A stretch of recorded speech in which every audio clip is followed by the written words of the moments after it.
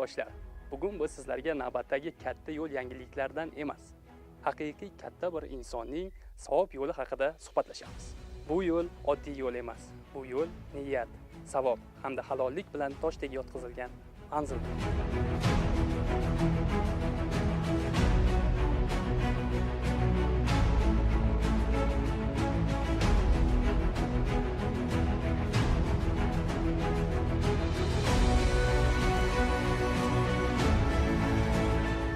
Azizlar, biz hozir turgan ko'cha hech qaysi bir shahar markazidagi ko'chalar emas. Bu ayni Surxondaryo viloyatimizning chekka bir qishloqlarida joylashgan ichki ko'cha hisoblanadi.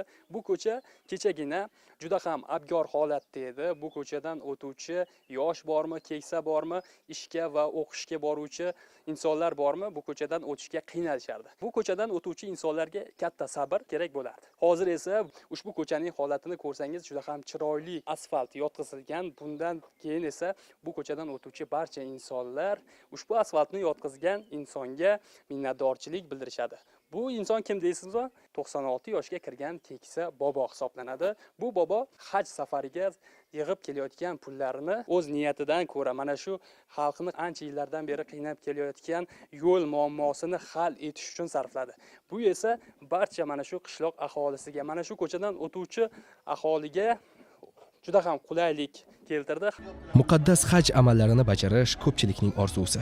Ammo musulmon bobo hajga boradigan yo'lni emas, balki butun qishloq aholisining ko'p yillik orzusini tanladi. Boboning tashabbuslari bilan qariyb 500 metr bo'lgan mahallaning ichki yo'li asfaltlandi. Endi qishloq ahli musulmon bobo hajga ketmadi, ammo yo'lni jannatga aylantirdi deyishyapti.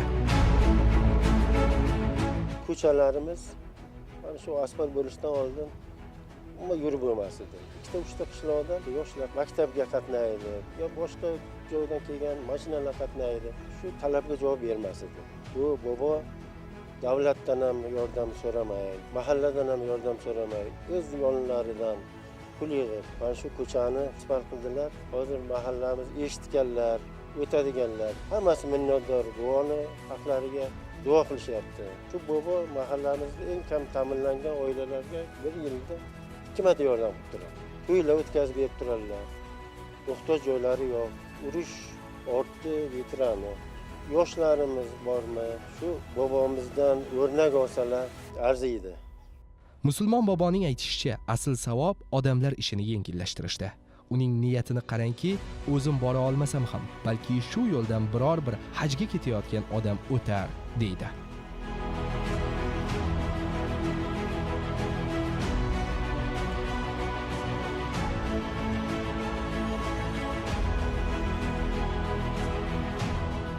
Qancha kun ilgari bu yo'llardan yurish juda ham qiyin edi. Men hozir qo'limni qo'yib berib haydab keldim velosipedda. Bobomiz to'plagan pullarini hamma yerdan o'tadi, o'quvchi-yu, katta-yu, kichik bir chiroyli yo'lda qilib qo'yadi deb hajga to'plagan pullarni shu chiroyli qilib asfalt qilib berdilar. Mana shu bobomizni qilgan ishlaridan bir ibrat olishimiz kerak. Bu yo'l nihoyatda ulug' ish. Bir hajda inshaalloh undan ham ziyoda qilib savobini olyaptilar. Alloh ajr kitobat qilsin. Shunaqa odamlar bor.